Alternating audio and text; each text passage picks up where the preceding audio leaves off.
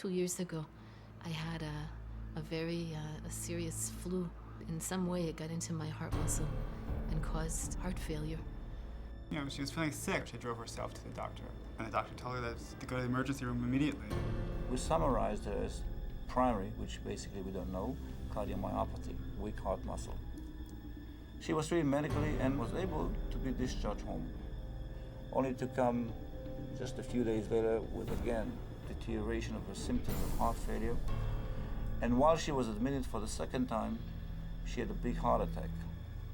The life that I had known just ended on that day, that hour. We approached her and said, listen, you're gonna die, one way or the other. By the time we put you on a transplant list in Israel, it's gonna take time, you don't have enough time. So the only solution is to implant an artificial heart.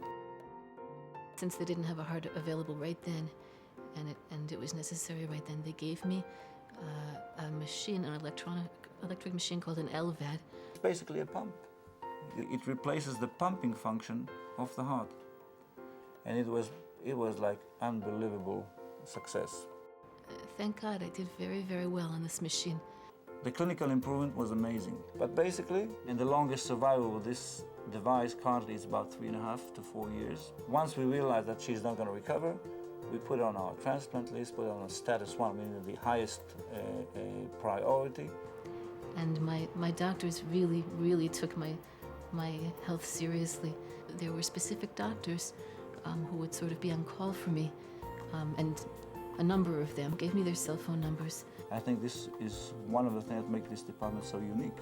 It's not just the outstanding surgical care, but also the very personal and family-oriented and patient-oriented care that the patients are getting here.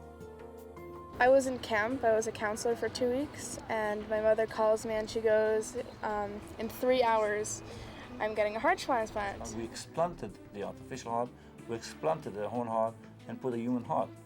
This is a major, major operation, but luckily everything went very well. She's gonna go have a normal life. It's very clear to me that perhaps not once but twice that I wouldn't be here, that I would have potentially lost my life, if it weren't for the capabilities of the doctors and the hospital. It's a miracle. It's just amazing. I mean, she's alive and with us.